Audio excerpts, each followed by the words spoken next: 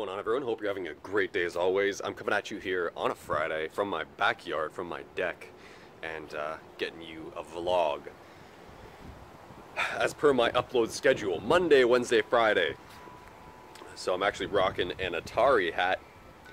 Any old subscribers would remember me wearing this back when I had short hair. I don't really wear hats now that my hair is really long. Hope you're not getting a lot of wind here. I'm trying to move around so you don't get hit by that. In today's vlog, what I'd like to discuss, it's actually something I'm surprised I haven't really gotten at before, because I know I present a lot of materials that are somewhat relating to this stuff, and I do research a lot of the materials of individuals who talk about this stuff. So the topic of today's vlog is psychedelics, and I think we'll just kind of give you a general overview of my opinion of them, and I'll kind of give you a rundown of these psychedelics which I've actually tried myself. Now, I don't speak too much about it because I don't think it's something that's extremely important. I mean, that's debatable, I'm sure. Some people would argue. But I think it's something that shouldn't necessarily be focused on in terms of your... I don't even know what kind of practice you'd want to call that, your drug-taking practice. I guess you could associate it to spirituality. So in terms of your spiritual practice, I don't think psychedelics have or play that big of a role. I mean, they can, for sure, but I think you can achieve those states of realization or those psychedelic states just naturally through breath work, through meditation, through transcendental meditation, things like that. So the psychedelics I'm familiar with quite a few, but I'm only going to list off the ones I've actually tried myself, give you the anecdotal rundown of that, because I can talk about ones I haven't tried, but I don't have too much to say about them, too much experience. Getting hit with a lot of wind here, so I hope you're not hearing that. So the ones that I've tried, firstly I've tried mushrooms, which is like magic mushrooms. Now I've done those just on their own, which is kind of gross, to be honest, like dried mushrooms. And whenever I've done it, I've preferred to put them into tea. So you steep the mushrooms in the tea, and then you get the psilocin and psilocybin out of the mushroom, and it's extracted into the tea, and then you drink the tea. I'm not going to explain how to do that stuff because that's not what I'm getting at in this vlog here. So that's the first thing I've tried, magic mushrooms. Now again, I've had them straight up, and I've had them like tea. Actually, I have a buddy of mine who likes to blend them, which I think is just disgusting. But, to each his own. So magic mushrooms, that's one that I've tried. Another one I've tried is DMT, dimethyltryptamine. And I've tried the 4-ACO DMT, which is like a variance of the standard dimethyltryptamine. 4-ACO, I've had it in the fermate form, which essentially means that it's like a powdered form, and at that point it's edible. You don't smoke it, you ingest it, and the high doesn't last like a normal DMT high. When you smoke it, it's like 15-20 minutes. So if you have a DMT fermate, you're going to be feeling that for several hours. So I've had that, and I've been on DMT for like 6, 8, 10 hours. When I say on DMT, I don't mean like completely whacked out, seeing fractals everywhere. When I've had those long, drawn out DMT highs, they've been more like I can go in and out of that fractal space, or I can just kind of chill in this plane that we're all familiar with. So the experiences I've had are pretty impactful, pretty life-changing in my opinion, but they're not ones that I didn't expect to have. I like to see myself as a researcher, so this was one of the main reasons why I've tried these things. And I didn't do them when I was younger, I did them when I was older. That's something that's a caveat I'd like to have on this whole video, is I don't think these things are resourceful to people when they're young. I think you should wait until you're at least 25 before you consider doing any type of psychedelic, any type of drug. At least at that point you can fully comprehend your decision. So I'm going to just explain some of the experiences I've had just for fun. I've had a lot of different experiences, but I'm going to give you just a few. So on shrooms, on magic mushrooms. Thinking back to some good stories to tell you here. One of them, I'd actually taken the mushrooms, and then I went into the washroom and I took a shower. Not sure if I was getting ready for something, I don't remember, but I took a shower, and in the shower, I was sitting down, actually. I have a large stand-up shower, so I was sitting down, and I was just sitting underneath the water and letting the water kind of pour over me. And this was a really, really neat experience, is that I kind of tilted my head back, and my eyes were closed. I was starting to see closed eye visuals of these like rainbow light colors, almost seeming like they were flowing from the water of the shower, and these rainbow beams were kind of flowing down into me, and these beams felt like nothing I had really experienced before. They felt, the only word I can use to describe it is love. Now, it's a very loaded word, and a lot of people don't really have a full understanding of what that word means. When I say love here, I don't mean like love of how a mother would love her child. I know that love. I know that the love that my mother has for me. I know the love that my wife has for me. I know the love that my dogs have for me. This was different. This was a truly unconditional love. This was a love that didn't care about anything else but to love. So it didn't care about any extrinsic, circumstances of my life, of my situation, of the situation of those around me. All it knew was this unpouring, constant, continuous, infinite, radiant love. So that's what I felt. And at that point, I felt as if I was being held.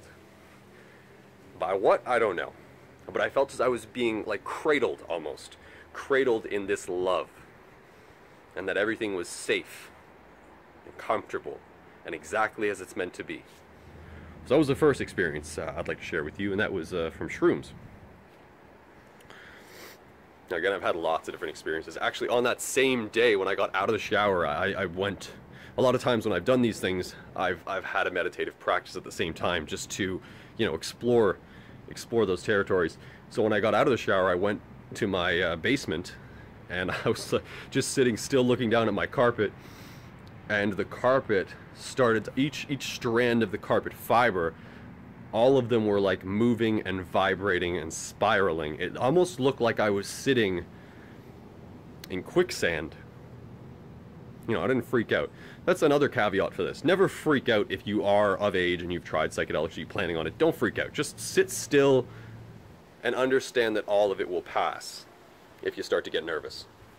So I went outside, I was looking at my carpet, and all of a sudden it started to vibrate and spiral, and it looked like quicksand. It looked like I was sitting in quicksand that was all going around me. Very, very cool. So that was shrooms. Now, DMT, dimethyltryptamine, and specifically 4-ACO-DMT, that experience was a little bit different. That was a little bit more hard-hitting. That's the one that lasted like, I think in this particular, I'm going to tell you a story, it lasted about 8 hours or more. So I tried a small amount of this 4-ACO-DMT fermate, and I was just kind of chilling outside. This was in the summer times, going back maybe a few years. And I'm eating my breakfast right after taking it, and I'm thinking to myself, not feeling anything. I don't really notice anything, and I'm just like sitting there. My wife's on the deck with me, like on our back deck right here, actually. So I'm just kind of chilling there, sitting, eating my breakfast, and I'm like wondering, when's this thing gonna kick in? So I'm looking at her, and she's kind of looking at me, and then she hadn't done any of it. And I'm about to take a bite of my eggs from my breakfast, and I look over at her, and all of a sudden, behind her, specifically, I'll show you the spot. So you see these trees, these grouping of trees behind? They all started to spiral into this black hole formation, almost like a vortex behind her. So I'm like looking at it like, and I put my eggs down, and I'm like, right then I thought, okay, that's it right there. And that was the start of my 8-hour adventure. During this time, I experienced many different things. So one of them, I was looking at my deck, which you see here, and each each grain, each individual grain of wood on the deck, just like my carpet, just like with the shrooms actually. This is very, because the DMT is very similar to the shrooms in that it activates the psilocin, which is a similar compound. But the thing about DMT is that you naturally have DMT within your body. You produce it in your sleep, you produce it at the time of birth, you produce it at the time of death. And when you take something like a DMT fermate, orally, when you take it orally, you'll be brought back up to your baseline levels relatively quickly. In this example, it was like 8 hours. But again, it's not 8 hours of being wacky, and I'm not the type that freaks out, so no big deal. So the deck was, if you've ever been to an airport and you know those long, I don't know what the hell they're called, they move people along, they're like escalators, but they're flat on the ground. So all of these boards were moving like that. They were all sliding around and vibrating the same way as the carpet. They're really cool to watch. All of it just sliding all over the place beneath me. And then I looked at my wife, and I'm looking at, she's on her phone, she's just like, I don't know what the hell she's doing on Instagram or something. And I look at her, and on her skin, I see these Fibonacci sequence style seashell spirals all across her skin. Almost as if her skin, the organism that is her skin, it is like it's like a set of code. Very interesting for me because I'm in the space, like I'm in it's getting windy again. I'm in the coding digital media developer space. So I see, this is why I see this stuff is all very interesting. So on her skin, I see these fractal spirals all over her, almost like she's been, like she's wearing a bodysuit. Like, have you ever seen those Halloween costume bodysuits? That's what this looked like, but it was all these spirals in these seashell patterns. And what was interesting about it is protruding through the cracks and crannies of these spirals was this sort of bright beaming light. So these were like light spirals fractaling all over her body. Very cool. And I'm looking at her like, seeing all this, thinking, whoa, this is interesting. And she looks at me like, what are you talking about? So it was just really cool to see, you know, that we both have these different perspectives because, you know, our states are obviously different at this point in time. So that was really neat to experience. And what's cool about that, actually, soon after I had looked at her and saw that, I laid down on my deck here, so I was laying down on the moving, vibrating wood, and I look up to the sky, so I look up, and all I saw above me was what seemingly looks like open space now, was just filled with fractals and geometric patterns moving about, so intertwined, interlinked. Now, when I think back to religious texts, it almost makes me, it brings to mind Indra's net. And I'll put some links in the description below to Indra's net. This is a Hindu religious belief where it says that all things are intertwined in this universe, held together like fine strings or a web that are sort of interlinked, intertwined, held in place by tiny jewels. It's very much what all of it looked like. Webs everywhere, fractals everywhere, all intertwined, interconnected. What seemingly looked like open space wasn't open space. So when I looked up at a bird flying through this seemingly open space, the bird itself it didn't fly the same way I would normally see a bird fly. It was almost flying like it was swimming through water, like a fish would swim through water. You see, when a fish swims through water, it operates in such perfect harmony that the fish and the water become one. It's just fish, or it's just water. The same way as when a bird flies through the air, there's just bird. You know, it's so seamless, it's so fluid, it's so within the natural order of things. So that's what I experienced there. It was really neat. Another really cool thing on that same day, because of course this was like 8 hours long, I look up the sky and you see these clouds. All the clouds actually turned into this elaborate sort of, it looked like a masterpiece painting that was this battle unfolding. And almost it looked like a religious type, Genesis type, you know, biblical battle unfolding in the sky, where these entities or beings were colliding and clashing into each other, and you know, they basically looked like they were really going at it. So I'm looking at that, like, and I see it looked like this minotaur, centaur being with a huge axe just colliding into a whole slew of other winged beings with swords, and I was just like, huh, alright, we got that now. So, it's important to preface this again by saying I don't freak out. When I see these things, I don't freak out. Nothing can ever harm you like that in those states. The only thing that can harm you in those states is yourself, your own mind. So, when I did explore these things, that's kind of like a little bit of a rundown of what I've experienced. I've had other experiences too, and I'm just giving you guys a gist of a few of them. They've been really interesting. So, I mean, if people are interested in this type of content from me, I wouldn't mind giving it to you.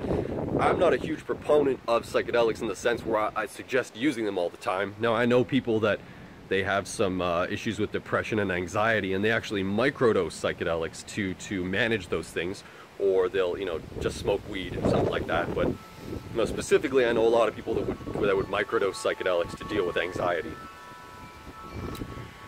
And there's actually a lot of research on that from John Hopkins University, and I'll put some links in the description below to that as well, where basically they're studying the application of psychedelics towards alleviating feelings of anxiety and depression in people. But yeah, that's the basics of it. I'll give you more information on this stuff if you're interested. If you are, just shoot me a message. Comment down below as always. I'm running this vlog a little bit longer than I wanted to, but why not? So, thank you for listening. I hope you dig the Atari hat. I'll catch you again in that next one. Peace.